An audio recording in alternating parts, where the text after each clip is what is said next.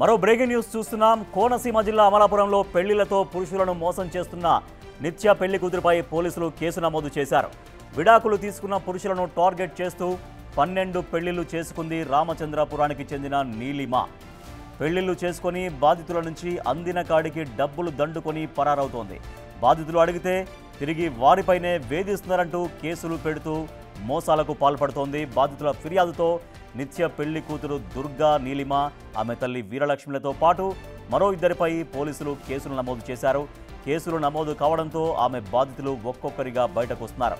తమ నుంచి వసూలు చేసిన డబ్బులు ఇప్పించాలని పోలీసులను బాధితులు కోరుతున్నారు.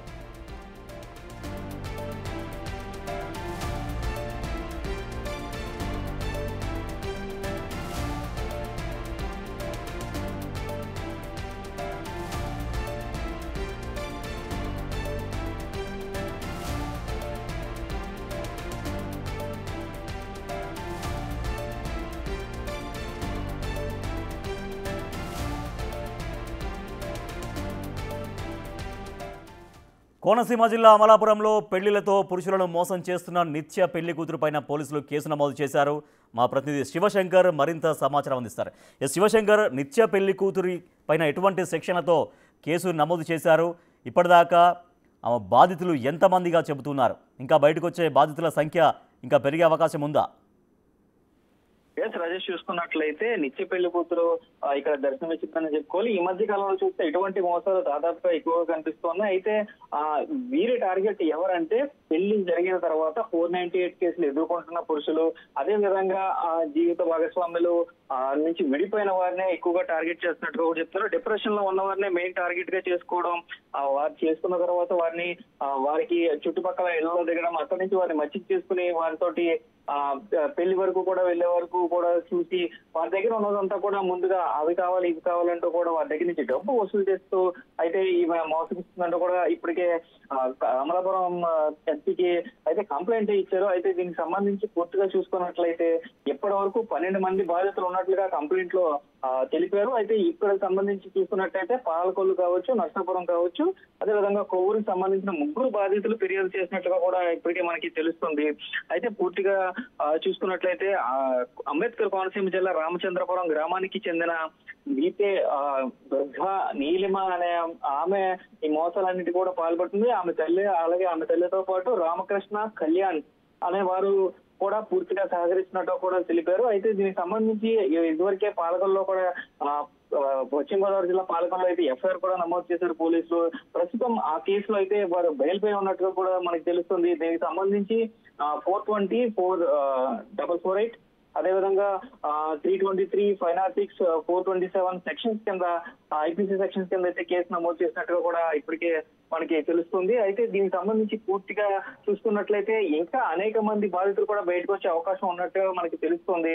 ఎందుకంటే ఎంత మంది లిస్ట్ లో ఉన్నారని మాత్రం ఇప్పటి వరకు తెలియలేదు. అయితే వీరికి జరిగినట్టు అంటే ఈ పాలకొల్లు బాధితులు కావచ్చు, నర్సాపురం బాధితులు కావచ్చు, కొవ్వూరు బాధితులు కావచ్చు, వీరికి జరిగినట్టు వేరొకరికి జరగకూడదంటూ ఈమెపై కఠినమైన శివశంకర్, దుర్గా, నీలిమ అంటే నిత్య పెళ్లి కూతురు ఎవరైతే ఉన్నారో దుర్గా, నీలిమ, తర్వాత వాళ్ళ తల్లి పాత్ర కూడా ఎంత ఉంది దీంట్లో? అంటే ఒకరు కాదు, ఇద్దరు కాదు, ఇప్పుడు లెక్క ప్రకారమే దాదాపుగా 12 మందిని పెళ్లిళ్లతో మోసం చేసిందని చెప్తున్నారు. ఇంకా సంఖ్య కూడా పెరిగే అవకాశం ఉందంటున్నారు.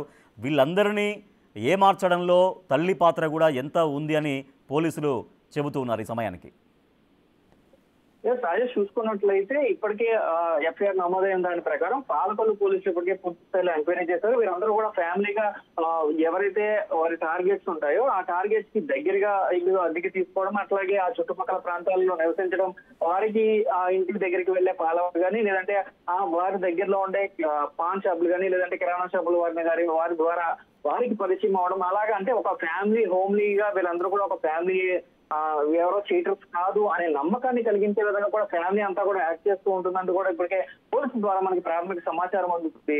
అయితే పూర్తిగా చూసుకున్నట్లయితే వాంటెడ్ గా టార్గెట్ గా వారికి వచ్చే ఇన్ఫర్మేషన్ అంతా కూడా ఎవరి ద్వారా వస్తుంది, ఏంటి, వీరు ఎందుకు ఎలా టార్గెట్ చేస్తారు, కేవలం ఇలాగా భార్య నుంచి విడిపోయిన వారిని బాగా డిప్రెషన్ లో ఉన్న వారిని ఎలా ఐడెంటిఫై చేస్తున్నారనే కోణాల్లో కూడా పూర్తి స్థాయిలో ఎంక్వైరీ చేయాలని ఇప్పటికే కోనసీమ ఎస్పీ కృష్ణారావుకి అయితే వీరు కంప్లైంట్ ఇచ్చినట్టుగా కూడా మనకి తెలుస్తుంది. Rajesh, right, thank you Shivashankar. Konaseema జిల్లా రామచంద్రపురంలో ఉండే దుర్గా నీలిమ నిత్య పెళ్లి కూతురు 12 పెళ్లిళ్ళు చేసుకుంది.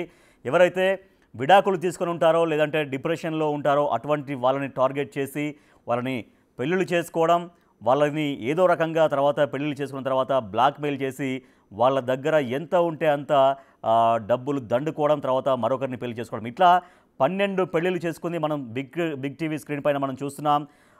బేతి వీర దుర్గా నీలిమ, ఎస్ ఆమె ఇప్పటిదాకా 12 మందిని మోసం చేసింది. ఒకరిని మార్చి ఒకరిని మార్చి ఒకరిని అట్లా 12 మందిని వివాహం చేసుకుంది. సో మనం బాధితులు కూడా మనం చూస్తున్నాం. రైట్ సైడ్ బాక్స్లో మనం చూస్తున్నాం. అంటే వాళ్ళ కుటుంబ సభ్యులను ఈ రకంగా మోసం చేసిందంటూ వాళ్ళు కూడా వాళ్ళ ఫొటోస్తో కూడా అక్కడ చూపిస్తున్నారు. ఎస్, ప్రస్తుతం మనతో మాట్లాడేందుకు న్యాయవాది రాజ్ బాధితుల తరపున ఉన్నారు. వారు న్యాయవాది, వారు ఫోన్లో ఉన్నారు. రాజ్ గారు నమస్తే. ఓకే సార్, నేను బాధ్యతరాలు నేనేనండి సార్. రాజేశ్వరరావు నేనేనండి. ఎవరండి? రాజేశ్వరరావు నేనేనండి, బాధ్యతరాలు నేనే సార్. అచ్చా, మీరు బాధితులా? అవును సార్. Yes, okay. ఎప్పుడు మీకు ఎట్లా పరిచయం అండి? అసలు మీరు ఎట్లా ప్రాబ్లం పడ్డారు ఈమెతోటి? ఏంటి అసలు? వాళ్ళు మళ్ళీగా వాళ్ళకి మందిరంగా రావడం జరిగింది సార్. ఒకరు వేరే వాళ్ళు. హలో హలో హలో చెప్పండి. హలో. హలో ఇది వీళ్ళు ఏంటంటే అండి, లిటిగేషన్ ఉన్న ఫ్యామిలీస్ ఏదైతే ఉంటుందో, అంటే వైఫ్ అండ్ హస్బెండ్ డిస్ప్యూట్ కానీ 498 కానీ డైవర్స్ కేసు పెండింగ్స్ కానీ డైవర్స్ అయిపోయినాయి ఉండి కొద్దిగా డిప్రెషన్ ఉన్నటువంటి ఫ్యామిలీస్ ఏదైతే ఉందో అది ఈ గ్యాంగ్ టార్గెట్ అండి. సో మీరు ఎవరు సార్ మాట్లాడే వాళ్ళు? ఇప్పుడు ముందైతే యాక్చువల్గా వేరే రాజేశ్వరరావు ఎవరో మాట్లాడారు, మీరు రాజు? మేము వారి తరపునండి, మేము బాధితులు మేము ఒకరము. ఓకే.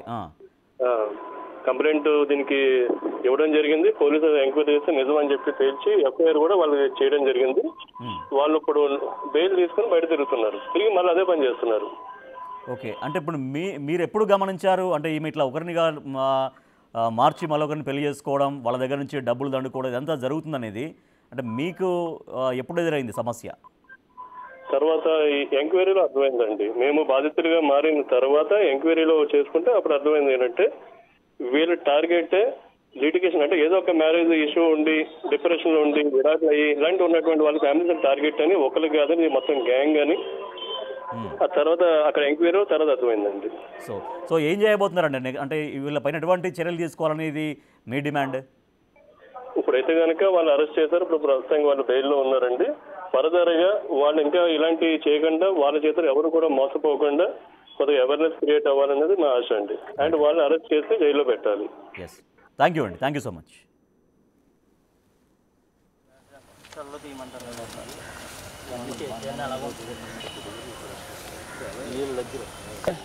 పెళ్లి కుదురు 12 పెళ్లి చేసుకుంటే వీళ్ళ టార్గెట్ అంతా కూడా స్కామ్ అంతా కూడా కాబట్టి వీళ్ళు అరెస్ట్ చేయమని మేము కోరుతున్నామండి.